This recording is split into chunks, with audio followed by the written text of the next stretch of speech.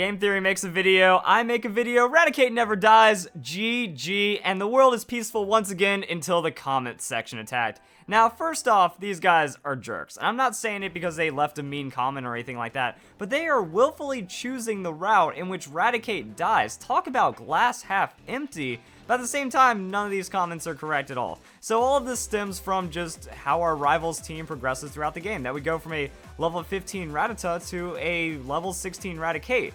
That doesn't really work out though, because Rattata can only evolve at level 20 into Raticate, so that's a big plot hole right there, and that's where this theory for Game Theory comes from, is that you drop the Rattata and then you end up catching a wild Raticate at level 16, because that's possible. In the games, that Pokemon can be found under-leveled but evolution, but there's no evidence whatsoever of any trainer being able to force that evolution, that it can be done through wild-caught Pokemon. Now, there's also other comments, about Gary forcing his Pokemon to evolve. Those don't really stand up, and that's going to be proven later on in this video. But then there's comments like this that are talking about all of these things being assumptions. There's no assumptions here, so let's first talk about the 6th Pokemon on his team, because that's a big key, that when we go from the SS Sand to the Pokemon Tower, why doesn't he have 6 Pokemon at those times? He goes from Raticate to just 5 other Pokemon, so naturally he should have Raticate fill out his 6th slot, and then we're good to go because he's caught extra Pokemon. It's pretty obvious right here, so there's no reason for him to limit himself, right? Well, according to his own words, he is limiting himself. How's your Pokedex coming? I've already caught 40 kinds of Pokemon.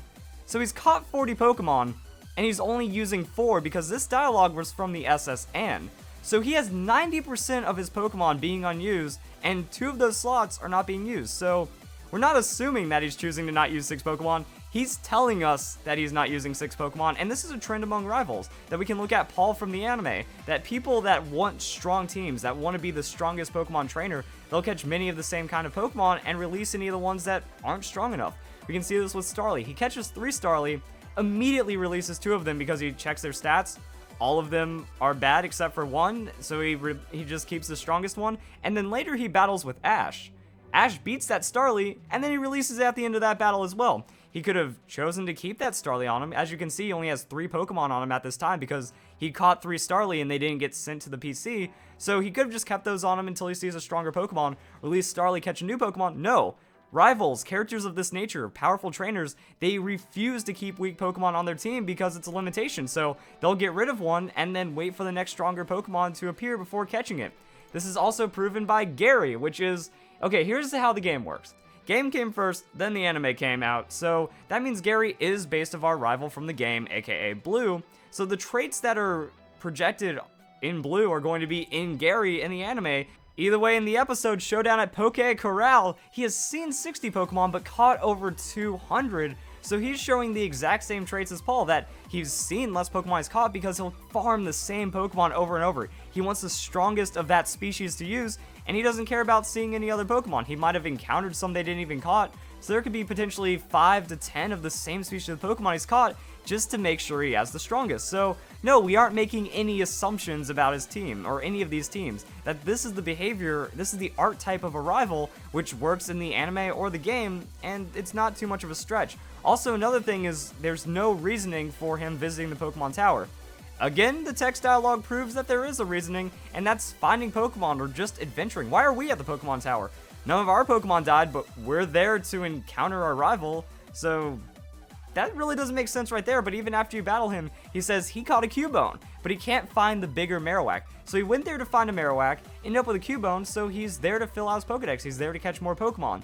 Now, true, we don't see a Marowak or a Cubone in the battle, but maybe he doesn't want to use it. He has to weaken that Pokemon to capture it, and as we've shown, they don't want to use weak Pokemon, so you don't want to risk your newly caught Cubone to getting fainted or any harm. Might as well just use your healthy Pokemon and not have your liability Cubone be a waste anyway, since it's already low from being captured. That's why we didn't see it in battle. Easy enough. So there's one more point to talk about, and that's the level 16 Raticate. Well, this Pokemon isn't naturally occurring, that while you can find Raticate under level 20 in the wild, you don't find any at level 16, but that hasn't stopped us before. And there's another point about Lance's Dragonite in Gold and Silver version, because that's a level 47, even though Dragonite evolves at level 55, so way under leveled right there, and that's trying to make it to where people are assuming that you can force an evolution through training. But that's not the case, and let's find another comment. So this comment right here is absolutely wrong as well, but it kind of guides us through the steps of disproving wild-caught Pokemon versus forcing an early evolution. Number 1, you cannot catch a Dragonite.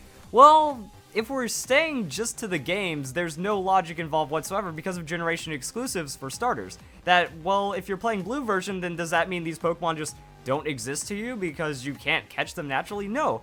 Pokemon exist in the wild all over the place. That Sandshrew is still a Pokemon and it's still able to be found in the Kanto region despite what game you buy. So the games aren't a limitation because wild Pokemon are found throughout the entire region, throughout the entire Pokemon world, and you can even find fully evolved Pokemon that have no other influence in the games. Like, look at the anime right here. We have Vileplume. Naturally occurring Vileplume, that doesn't seem like it should be possible. First off, they need to find a Leaf Stone before they can evolve, and we've even seen Clefable in the wild in the anime as well because they have a giant Moonstone to evolve off of, even though there's no way of obtaining those Pokemon naturally in the game. Now, I feel like some people are even going to say, well, this is from Generation 3 because we can see May in the background. Well, there's Generation 1 Vileplumes that are out running around as well. Now, these are different colors, but they are still Generation 1 technically. I mean, you could go through almost any episode from any Pokemon season and find some ridiculous wild Pokemon that are being passed up for capture, but they're still there. So the game doesn't really represent this too well, and you can't have it to where you can find any Pokemon at any time. So yeah, evolved wild Pokemon exist, and just because you can't encounter them doesn't mean that they magically disappear. Look at Dragonite. I mean, if we're taking a masterful trainer like Lance, he is the champion. He should have the power to catch wild Pokemon. He should have the understanding of where these Pokemon live or something like that. And there's a lot of naturally occurring Dragonite out there. Iris ends up capturing one. There's the Messenger Dragonite. That has no trainer and had to have been wild at some point. There's the mysterious Giant Dragonite. There's all kinds of Dragonite. There's all kinds of fully evolved Pokemon. So there's a chance that one of them could be underleveled, right? Actually, yes. So first off, let's go and tick off 2 of those because you can catch a Dragonite, and that means that he didn't have to evolve a Dragonair to get one. And then we can just start breaking down the routes.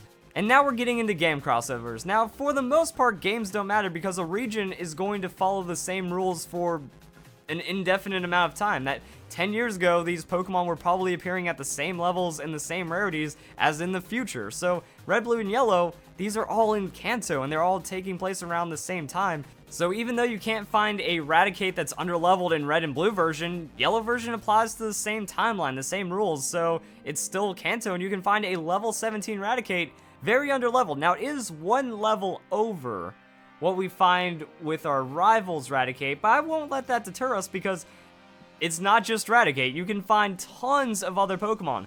Let's go to Gold and Crystal version. That we can find Beedrill, Noctowl, Butterfree, Kakuna, Metapod, Pidgeotto. All these Pokemon are extremely underleveled. I mean, Pidgeotto, a level 7 Pidgeotto seems almost unreal with how impossible it should be since Pidgeotto evolves at level 16, so that's 9 levels under. That means theoretically we could have a level 11 Raticate in the wild since these thresholds just keep going lower. I mean, you can find this across any generation in any game. Something as random as Whiscash. It can swarm in Violet City and be found at level 10. A level 10 Pokemon that evolves at level 30. Naturally occurring things just happen in a really crazy way. I mean, Route 204, we have Golduck. Golduck evolves at level 33. You can find it at level 20 in Diamond Pearl. So, I mean, the level differences are pretty massive. And what about Dragonite? Hey, you can find a level 50 Dragonite in Black and White. So that means under-leveled Dragonite exists in the wild since that should be a level 55 Pokemon. So that means Lance has a small chance, but it's still not impossible to find a level 40 Dragonite, something that goes way below the threshold, and that's just because wild Pokemon have these weird habits. Also, quick side note, Light Dragonite level 47, just like Lance's, these Pokemon exist if there was any doubt in your mind. Also, another thing that's pretty interesting is that with swarms and hordes and hidden Pokemon and crazy Pokemon all over the place, it seems like there's no real limitation of where someone can catch a Pokemon. Blue, when we go to the Pokemon Tower and have that battle, we encounter a level 23 Execute. At the Pokemon Tower, when we encounter him, well, at this time in the game, Snorlax is still blocking both paths to the Safari Zone, so there's no way of getting a Safari Zone Execute because the road's closed. There's no way of accomplishing this. And also, even if there was a way to get around it, there's high-level trainers all over the place that you would have a very hard time making it through all that and then coming back with even under-level Pokemon. That if you're fighting all those trainers and all those wild Pokemon, you would technically have a higher level. So the conclusion is that we can see from Pokemon 2000 as well, Pokemon go wherever they want. That just because we can't encounter them on the route, again, doesn't mean it's not possible. Because we can find Pokemon in many different regions, of many different levels, of many different evolutions, and that just means it's possible. But what about a trainer being able to force an evolution?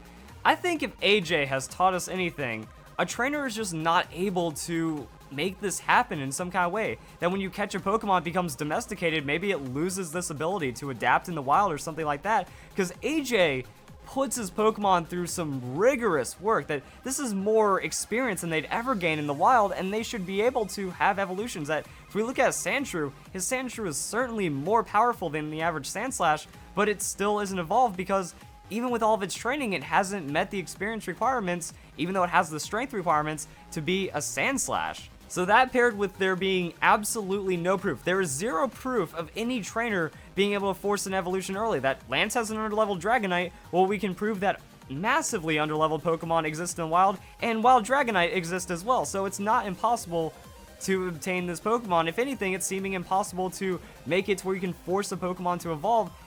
It needs that experience. That's what happens. It's an experience cap. And also just think about how experience works. That the Pokemon is gaining experience through battles, so even if your rival is training it, overworking it, trying to force an evolution, by the time it evolves, it probably has the experience equivalent to a level 20. That if you're working a Pokemon to that level of exhaustion to where when you battle it on the SSN, because it's underleveled, it was worked too hard, that it fainted and it was never able to come back from it, that you kill that Pokemon because it was so stressed from that evolution, it would have gained enough experience in that time to actually be the appropriate level for evolving. Not to mention, there is no case in the entire history of Pokemon where this has occurred. AJ doesn't work his Pokemon to death. You don't get any kind of warning. There's no meter. There's no sense of when you've grinded too much, when you've gotten too much experience too fast. Your Pokemon have never leveled up early, no matter how much effort you put them through. It's just not something that exists in Pokemon. That in the anime, in the games, there's no case of this happening whatsoever. So it's not like he has a magical Rattata that suddenly evolves. What happened was he found a Raticate that was underleveled. That's a rarity. If we can't encounter a level 16 in the game and he finds one, that's something you keep, and that's going to achieve levels faster. The pre-evolution is less base stats. It's a weaker Pokemon, so it's not going to gain experience as quick, so that means it's not hitting level 20, it's not evolving as fast. So by taking the earlier evolutionary Pokemon, it's going to min-max your team a lot more efficiently, and that's what these high-power trainers, high-power rivals are all about. It only makes sense. So in conclusion, he ditched level 15 and grabbed the level 16 evolved Pokemon. It's not hard. So there we have it. This comment is absolutely debunked. I mean, not all of it. Number 5, Raticate's death is still possible. Technically, anything is possible. A meteor could come crashing through my house right now and strike me dead. But it's an off chance. So we can just kind of really mark this one off and say, as you can see, all these comments are easily disproven when you apply basic game knowledge and anything like that. That the way they're trying to say this is that they're using something you cannot prove. There is absolutely no evidence of a trainer being able to force an evolution, even though there's tons of evidence of wild Pokemon being massively underleveled. Why fight that just to prove that a Pokemon is dead? I don't understand it. And then the last comment to debunk. Red Gyarados. So there is Red Gyarados. Team Rocket conducting experiments around Lake Rage, and that's causing Magikarp to evolve early. Well, if we look at the Red Gyarados, it's overleveled. It's a Shining Gyarados, it's level 30, Magikarp evolves at level 20. Seems like there shouldn't be much of a case. Ah, crap, Gyarados evolves at level 15. But you can find it naturally while surfing. And I know what you're thinking now. Checkmate. Except not, because look at Gyarados. We can find it in other regions at level 15 as well from fishing. So it's not like these Gyarados are evolving under any crazy circumstance that isn't happening anywhere else, because as we've seen, other Pokemon evolve prematurely and Gyarados does just the same. Sure, there's a higher concentration here and Team Rocket has a hand in it, and also Magikarp is just a very unique Pokemon. If anything, it's the only outlier to this entire example, because all you have to do is piss off a Magikarp. James didn't battle with Magikarp, he kicked it into the water, it got pissed off, and then evolved into a Gyarados. So all you have to do is annoy a Magikarp and it'll evolve. No experience required, no leveling up required, and it can just spontaneously evolve. And it's the only Pokemon that can do that when we're applying this logic to everything. Every other Pokemon needs experience to evolve, but Magikarp has been shown it'll just do it, and that's what Team Rocket is doing, that they're annoying Magikarp until it evolves. So technically they're not even forcing an evolution by grinding it, by working it harder, by making it gain experience and level up in a shorter amount of time. They're just doing what it takes to evolve a Magikarp, and that's not anything wrong. And even then, let's look at the Shining Gyarados card. Shining Gyarados on the card, level 44. Shining Gyarados in game, level 30. There are no examples of this intentional test, because the idea behind the Shining Gyarados is that's a rage Pokemon, that Team Rocket is trying to enrage these Pokemon, give them red forms to make them more powerful, but out of all those examples, we can't find one that's enraged, that's intentionally meant to be underleveled. We just find normal Gyarados, and that's something that happens to not only Gyarados, but every Pokemon as well. So there you have it, undeniable proof that Raticate is alive, that you can't force an early evolution on Pokemon, and that wild Pokemon can be found the way they are, and everything can be explained. I wouldn't say simply, but there's evidence to explain everything out there. Only argue if you have facts, kids. Hope you guys enjoyed the video. Hope you all have a nice day. Thank you very much for watching. Also, like, comment, subscribe, and share this with all your friends, because this is the most effort I've ever put into a video. Thank you very much for watching.